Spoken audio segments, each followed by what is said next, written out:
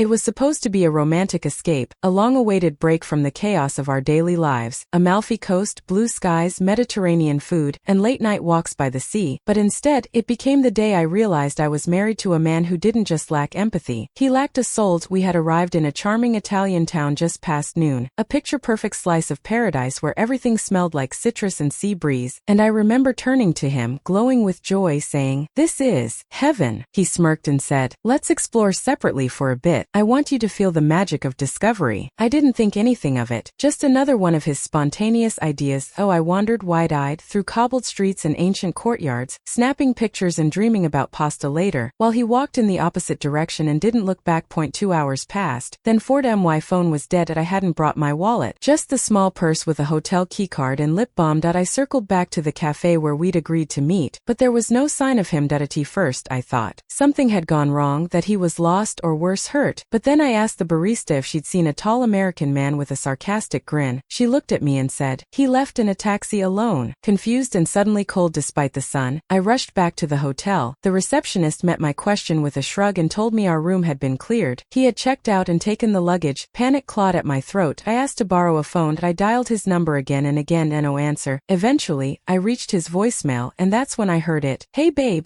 Hope you're enjoying the solo adventure. Call it a social experiment. Let's see how long you last. Love ya." At first, I laughed, because who does that? Who abandons their wife in a foreign country and calls it a social experiment? But the laughter died in my throat and turned into tears, hot and heavy, stinging my cheeks as I sat on the steps of a church and tried to breathe. People passed by, living their beautiful lives, and I sat there invisible, discarded like a forgotten souvenir. The betrayal hit harder than anything I'd ever felt. That I trusted this man, that I gave him my youth, my energy, my loyalty, and here I was, abandoned, not even with a passport on me. That I walked aimlessly until I found myself near a small public fountain, where a kind old woman offered me water and a piece of bread, mistaking me for a tourist who'd lost her group. I wanted to scream that I'd lost more than that. I'd lost my life, but instead I just nodded, wiped my face and said, "Grazie." That night, I curled up on a stone bench outside the train station, my stomach growling, my face still puffy from crying. I didn't sleep. That I couldn't, but something inside me hardened, something primal and powerful that whispered, "Get up." By morning, I wasn't the same woman who'd landed in Italy just 2 days before. I wasn't a wife, I wasn't someone's passenger, I was someone reborn from abandonment, and though I didn't know how yet, I was going to make him regret every second of it. I woke up with a cramp in my neck, my back aching from the hard stone bench outside the Salerno train station, while the warm morning sun mocked my shivering body like even the sky found my situation laughable. My first instinct was to cry again, to fall into that seductive place of helplessness where I could be the victim, curled into myself, waiting for rescue. But no one was coming, not my husband, not my family, who probably still thought we were enjoying wine and sunsets, and not the embassy, which I had called 3 times that morning only to hear that assistance would take several days because I had no ID, no documentation, and no way to prove I wasn't just some tourist who'd had a few too many. So I did the only thing that made sense. I stood up. My clothes were wrinkled and smelled like exhaustion, my mouth tasted like metal, and I had €1.20 in change in my pocket, left over from a kind street vendor who had given me a bottle of water, and said in broken English, "Take care, signora." I didn't even have enough for a full espresso, but I remembered something I read once. Survival isn't about grand plans, it's about stringing together enough small wins until your world starts moving again. That I wandered for hours, speaking as little English as possible, watching how locals moved, how they talked, how they asked for things. That I mimicked their rhythm, their warmth, even their posture. Then I found the cafe, tiny, nestled in a cobblestone alley beside a faded bookstore. It smelled like roasted beans and honey-glazed pastries, and more importantly, it had a help wanted sign taped to the inside of the glass. That I stepped in cautiously, trying not to let the clumsiness in my throat betray me. The owner, an older woman with peppered gray hair pulled into a tight bun and reading glasses that kept sliding down her nose, looked me up and down. "Esperienza?" she asked. I knew that word. Experienced. I nodded slowly. "Yes. In America, barista." That wasn't exactly true. I'd made coffee for guests at my husband's dinner parties, but I figured desperation was the mother of improvisation. She squinted, unimpressed. I was about to be dismissed when I offered to work for free, just for a day. "Solo un giorno," I repeated. Her brow rose, but she waved me in. "Uno basta." 1 day enough. That day turned into 2.2 into a week, and by the end of the month, I was no longer an unpaid helper. I was Carmela's morning girl. That I learned the difference between ristretto and lungo, how to pour without a single drop on the saucer, and how to smile with my eyes even when my heart was still limping. That I worked 6 6 days a week, slept in a hostel with 4 bunk beds and 12 languages floating through the air, and saved every euro I made in a jar I kept hidden under my mattress. It wasn't glamorous, but it was mine. Some nights, I would break down in the cramped hostel bathroom, the fluorescent lights buzzing overhead as I stared at my reflection and whispered, "You are not broken, you are beginning." I slowly became known to the locals. Tourists would stop in and ask for the American girl who smiles with her eyes. Carmela started teaching me phrases in Italian. I would practice them at night, scribbling phonetic notes on the back of old receipts. I learned to say things like, "Oggi è difficile, ma domani sarà meglio." Today is hard, but tomorrow will be better.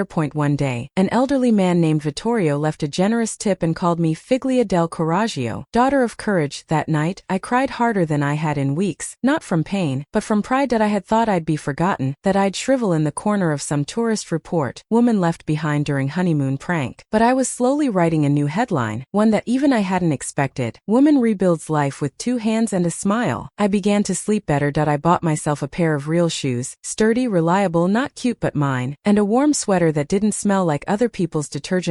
One Sunday, I found a street artist sketching portraits for 10 euros, and though it felt indulgent, I asked him to draw me, not the woman I used to be, but the woman I was becoming. When he finished, I didn't recognize myself at first. The eyes were stronger, the jawline set in determination, the mouth curled in quiet defiance. I taped it above my hostel bed, where I could see it every morning and remind myself that survival wasn't just enduring, it was reinventing. The more I found rhythm in this life, the less I thought about him. My husband, the man who thought it would be hilarious to vanish and leave me to unravel. I didn't know where he was, what he was doing, or if he even realized I hadn't come crawling back, but I knew one thing. Every cappuccino I made, every euro I saved, every Italian word I learned, it was a brick in the wall between us, and I was building a fortress he'd never be able to knock down again. They say you don't truly know who you are until you've been broken, and choose to rebuild from the rubble without waiting for someone to hand you the blueprint. For weeks, I existed in a strange twilight, a liminal space between the woman I had been, married, passive, comfortably unaware, and the woman I was becoming, piece by jagged piece. The shift began quietly. At first, it was the small victories, understanding full sentences in Italian without needing them translated, being called by name at the street market instead of Signora Americana, learning how to negotiate the price of tomatoes like a local without flinching. But then something inside me stirred deeper, like an ember catching wind. I stopped merely surviving, and started curating a life I chose. One rainy afternoon, Carmela told me her cousin was moving to Naples and vacating a small flat above the bookshop next door. It was nothing extravagant, bare walls, creaky pipes, a stove that hummed like a beehive, but it was mine if I wanted it. I had just enough saved to cover a deposit and the first month's rent. I said yes before fear had the chance to answer for me. That first night in my own space, I lit a candle, opened all the windows despite the cold, and danced barefoot across the tile floor to a playlist I'd made called "She's Not Coming Back." I decorated with things I found in alley markets, hand-painted plates, mismatched furniture, a dusty old mirror that still somehow made me feel seen. I hung the portrait the artist had sketched above my bed again. The version of me in that picture looked even more like the woman I saw in the mirror now, a little worn, a little wild, but deeply rooted. Soon, I began teaching English in the evenings at a local community center. It started with just 2 students, teenage girls who loved American pop music and wanted to learn the lyrics, but word spread. Within a month, I had a dozen students, ranging from shy 12-year-olds to middle-aged shopkeepers who needed English to better sell to tourists. Teaching became my heartbeat. I didn't just share vocabulary. I gave these people the same thing they had given me: permission to grow, to stumble, to laugh at yourself and try again. The community embraced me. I was invited to dinners, weddings, even a christening where I held the baby and cried harder than the child being baptized. I had gone from invisible to indispensable. The transformation wasn't just external. I no longer walked hunched, waiting for the world to hit me again. I met each day with curiosity, not caution. I stopped checking my phone for any messages from him, and that's when I realized I hadn't thought about him in almost a week. One morning while sipping espresso at the cafe, I heard Carmela say to a customer, "Leona Fenice, a risorta dal Suceneri. She's a phoenix, she rose from her ashes." I looked up from my cup and blinked. They were talking about me, and as if the universe wanted to reward my resilience, new opportunities appeared like constellations aligning. A woman named Sophia, tall, elegant, fiercely intelligent, began coming to the cafe during her lunch break. At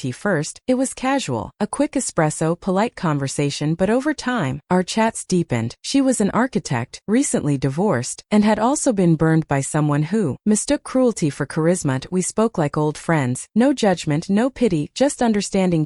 One day, she invited me to visit the restoration site she was working on, an old convent being turned into a cultural center. She showed me crumbling murals, the original stone floors, and sketches of her plans. "You have a gift," she said. I laughed. "For what?" "Teaching baby one more time. Lyrics to middle schoolers?" She smiled. "No, for making people feel seen. You should help me run the programming here once it opens." I blinked. Me? Program events in a cultural center in Italy. It sounded absurd. And yet, I didn't say no. Together we began brainstorming, language classes, creative workshops, women's support groups, cooking nights. It felt like building a dream brick by brick, and I was finally laying the foundation of my own future. One rainy night, after locking up the cafe, Sophia and I found ourselves walking home beneath the same umbrella, laughing about something unimportant. We stopped outside my apartment and she hesitated. "I know you're still healing," she said quietly, "but just so you know, I think your heart is beautiful and strong." I felt my breath catch. No one had complimented my heart before. My smile. My hair.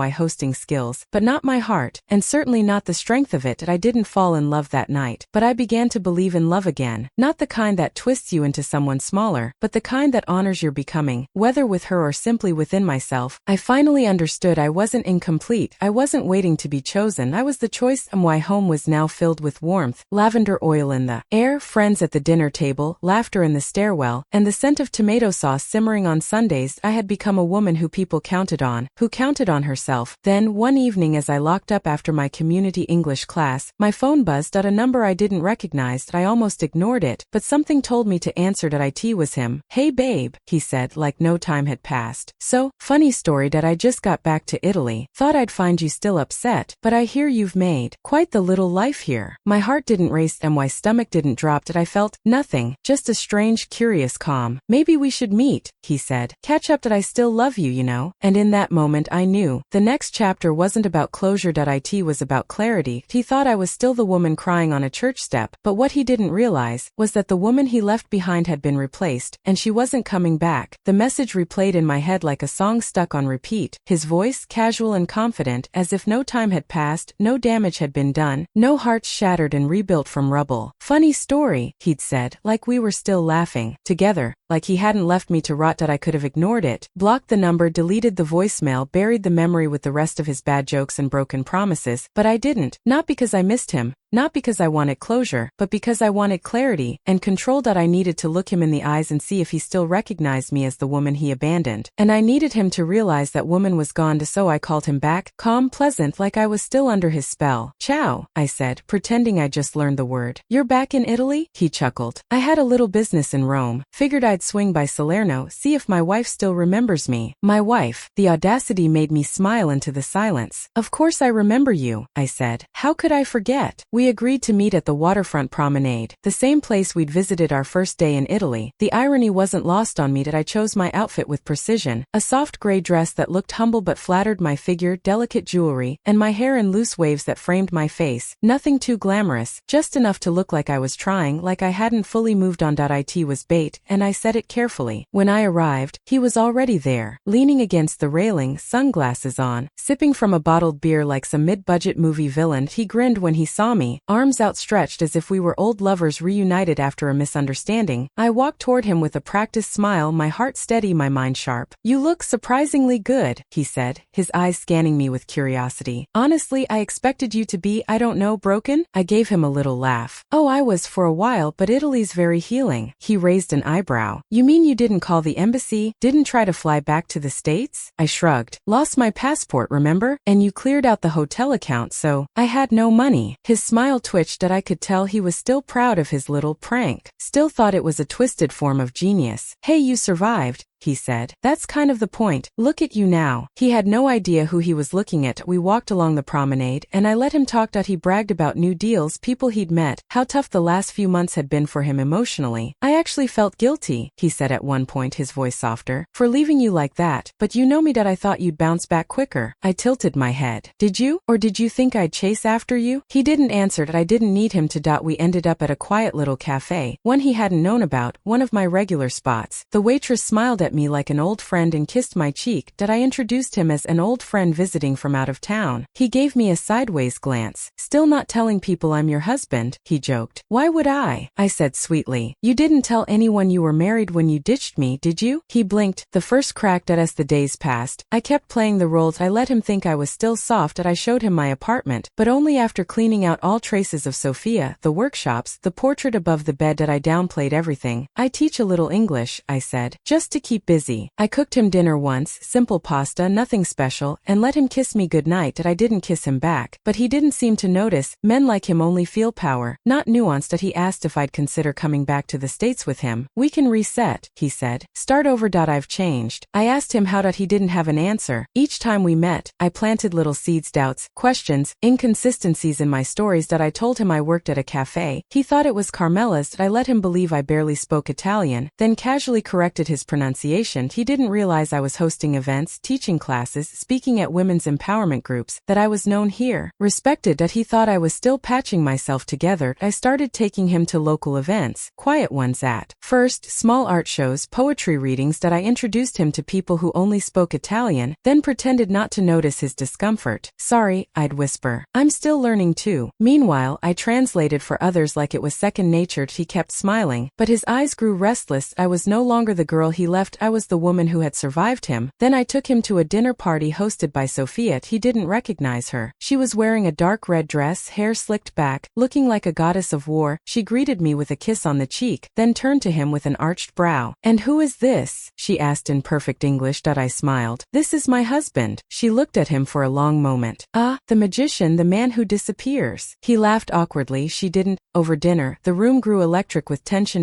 My friends all knew. They knew what he'd done, what I had become. They played along, smiling politely, offering him wine, complimenting his shoes, but every word was a blade. By dessert, he was fidgeting in his seat. Your friends are interesting, he muttered. They seem very loyal. I leaned in close and whispered, only to those who deserve it. The next morning I found him waiting outside my apartment. His face was pale, jaw clenched. What is this? He asked. This game you're playing. I shrugged. What game? He stepped forward. You've changed. You're not the same. You're cold. I nodded. Yes, that I stopped needing to be warm for people who freeze me out. That's when I saw it. The realization settle in his eyes like a stone sinking into water. The horror of knowing he no longer had access, that the key no longer fit the lock. But I wasn't done. Not yet. That I had one more scene to stage, and the whole town would be there to watch. The performance of a lifetime, the final act, and when I pulled the curtain, he'd be standing in front of an audience that finally saw him for what he truly was. The morning of the festival dawned like a scene from a dream, sunlight pouring down from a cloudless sky, church bells ringing in the distance, and the scent of roasted chestnuts and lemon pastries drifting through the winding streets of Salerno. Every year, the town held a spring festival celebrating local artists, performers, and educators, and this year I wasn't just attending, I was co-hosting. My name was on the flyers. My voice was on the radio ad. I had helped organize the entire event, booked the musicians, coordinated the vendors, set the schedule, and somehow, through grit and quiet evolution, I had become one of the town's most trusted voices, and I was about to use that voice for something very specific. He still didn't know what was coming. My husband, the man who abandoned me like a used napkin, was still wandering around town like he belonged there. He'd been trying to play house for the past week, cooking me breakfast in my own kitchen, offering to help with errands, casually name-dropping plans to move back to Italy with me. I smiled, nodded, played the part, but beneath the politeness was a slow-building fire. I had orchestrated every detail of what was about to happen. The town square would be packed, locals, tourists, shopkeepers, reporters, students. I'd invited every single one of my English students. Carmela would be catering. Sophia was handling the stage tech, and I had asked my friends to bring their cameras, their phones, anything they could record with. I wanted it documented. I arrived in a flowing white dress, simple, elegant, strong. My hair was pinned back, my face soft but unreadable. I looked like the kind of woman you didn't mess with twice. He showed up in jeans and a blazer, sunglasses perched on his head, that smug, familiar grin still clinging to his face like mold. Wow, he said when he saw me. You look like someone important. I smiled. That's because I am. The event began with music students performing a mashup of classic Italian ballads and American folk songs. Next, a spoken word piece by a local artist who wrote about transformation and rebirth. I'd helped him workshop the piece weeks earlier. His closing line made my heart pound. Some rise from love, others rise from fire. Then it was my turn. I stepped onto the stage. A hush fell, cameras raised. My heart thundered once, but I didn't flinch. I began in Italian, thanked the community, spoke about growth, change, the resilience of the human spirit, and then I switched to English. Many of you know me as an English teacher, I began, or the woman who helps plan events. Some of you know me as the one who hands you your morning coffee, but few of you know how I got here. I didn't move to Italy for a job, or to chase a dream. I was left here, abandoned. A murmur rippled through the crowd. My husband's face tightened. He took a step forward, confusion swirling. I came here with my husband. He thought it would be funny to strand me in a foreign town. No money, no phone, no passport. He left me like a joke. Gasps. Some people turned to stare at him. A few whispered. Phones tilted his way. He shifted uncomfortably. I cried. I begged. I slept on benches. I ate whatever I could find. And then, I got up. I worked. I taught myself. I found community. I didn't just survive. I built a life. My voice didn't waver. I wasn't trembling. I was delivering a monologue written in fire. And a few weeks ago, I said, pausing for effect, he came back, thought I'd still be broken, thought I'd beg him to stay. Laughter now, sharp, biting, honest. He doesn't know that the woman he left behind is gone, that I found something far more powerful than love. I found self-worth. He was trying to speak now, his mouth moving, but no one was listening. The crowd was staring at him like a scene out of a film, and then I played it. I pulled a small speaker from my bag, hit play, and his voicemail, the one he'd left months ago, filled the air. Hey babe, hope you're enjoying the solo adventure. Call it a social experiment. Let's see how long you last. Love ya. A collective gasp, then silence. The look on his face was pure panic, then shame, then something close to fear. He reached for me. That's not fair, he started, but I stepped back. No, what's not fair is treating your wife like a game piece. What's not fair is turning abandonment into comedy. You don't get to rewrite history just because you're embarrassed by the ending. The square erupted in applause. Tourists who had no idea what was happening clapped anyway. My friends were smiling. Carmela was crying. Sophia gave me a slow, proud nod from the back. He stood there, drowning in a sea of eyes. Cameras zoomed in. Phones were recording. Within hours, the video would be on social media. Subtitles added, comments flying. Wife gets ultimate revenge. Italian town cheers woman who exposes husband. Public karma delivered in 4K. He tried to walk off, but people moved out of his way like he carried a stench. No one wanted to touch him. I didn't follow it. I stayed right there, on that stage, the sun warm on my face, my spine straight as a pillar of marble. He left town the next day, but the internet never forgets. Within a week, the clip hit over 8 million views. I got interview requests, invitations to speak at women's retreats, offers to write my story. People reached out to say I gave them hope, but none of that mattered as much as the feeling I had standing on that stage, surrounded by the very community that once found me crying outside a train station, now cheering me on as I took my power back. I didn't just reclaim my voice, I amplified it, and for the first time in my life, I wasn't just surviving, I was standing center stage, living loudly. There's something sacred about silence when it's yours, when no one is demanding your answer, pulling your strings, waiting for you to perform. After the festival, that silence was my sanctuary. I didn't reply to the messages, didn't answer the calls, didn't respond to the online gossip or even the reporters camped outside the cafe trying to snag a quote. I just existed, with purpose, with breath, with peace. For once no one owned my story but me. And he left the next morning. No goodbye. No smug remarks. No final performance. Just vanished like the coward he always was, back into whatever superficial world he crawled out of. The townspeople barely mentioned him after that. His name turned sour in their mouths, quickly forgotten and erased like graffiti painted over with soft pastels. But my name began to mean something. Within 2 weeks, the video of my speech was everywhere, translated into Spanish, French, German.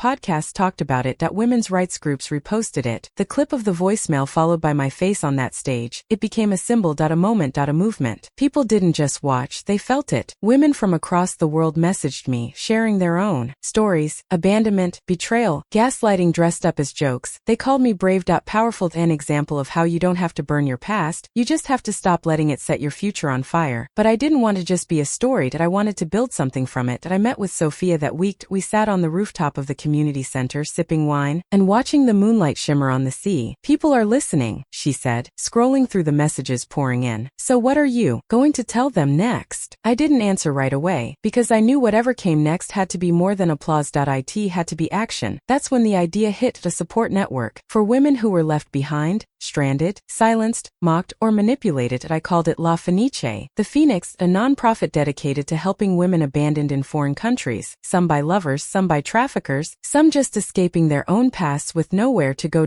We'd provide emergency contacts, housing connections, language, assistance, legal aid. A database of verified shelters and safe houses. We'd be the voice they could call when they were voiceless. Sophia helped with the paperwork. Carmela hosted our first fundraiser in her cafe.my. Students, now fluent enough to help translate, volunteered their time. Within months we had chapters starting in 3 countries. Donations came pouring in, not just from Italy but from London, New York, Cape Town. One woman in Brazil wrote, "I saw your video the day my husband emptied our bank account and left. Because of you I stayed, and I'm fighting back. I updated my documents. I dropped his last name, chose a new one, my grandmother's maiden name, something that tied me not to a man, but to a woman who had survived 2 wars, raised 4 children, and never once asked for help. I legally declared myself reborn. My passport now bore the name I chose, and it felt right. One morning, I got a letter in the mail with no return address. The handwriting was familiar, sloppy, rushed. Inside was a single sheet of paper. It read, I messed up. I didn't realize how much I needed you until I lost you. I keep seeing your face on the news, hearing your voice in my head. I was stupid, arrogant. Please, can we talk? Even once? You're still my wife." I folded it quietly. No emotion, no anger, just a kind of exhausted disbelief. I didn't need to rage, I didn't need to scream, because when you're soaring above someone you don't come back down just to spit in their direction. I never replied. A week later, he sent an email. "I saw what you're doing with La Fenice. It's impressive. I'd love to help. Maybe as a consultant or something. I think this could be our fresh start." Our fresh start. As if he deserved to be part of anything I built. As if he hadn't been the spark that forced me to rise in the first place. I didn't respond to that either. My silence was louder than any rejection I could write. The next few months were a blur of growth, interviews, workshops, speaking engagements. I flew to Vienna to help launch the first international branch of La Fenice, wrote a short book, signed with a publisher, all without him, always without him, and each time I saw my face on a screen or heard my story shared by someone else, I didn't flinch anymore. I didn't feel exposed. I felt powerful. There was one final step. Divorce. He never filed, probably didn't think I'd go through with it. Maybe he assumed I'd cling to the title of wife like it still meant something, but I went through the process alone, paid for it with the money I earned teaching and organizing and surviving. I signed the papers with a full heart and a steady hand, and when the lawyer slid me the final decree I smiled, not out of bitterness, but because I had finally closed the chapter. No loopholes, no second acts, no backdoors. I was free. I still live in that same flat above the bookstore, though it looks different now, full of plants, light, letters from women around the world who call me sister. On Sundays, I still make tomato sauce. I still wear that gray dress sometimes, still walk the promenade and feel the sea breeze in my hair. But now when people stop me in the street, they don't ask about my past, they ask how they can help, how they can give, how they can rise. And me, I tell them the same thing every time. You already have everything you need, you just have to stop waiting to be rescued and start writing your own story.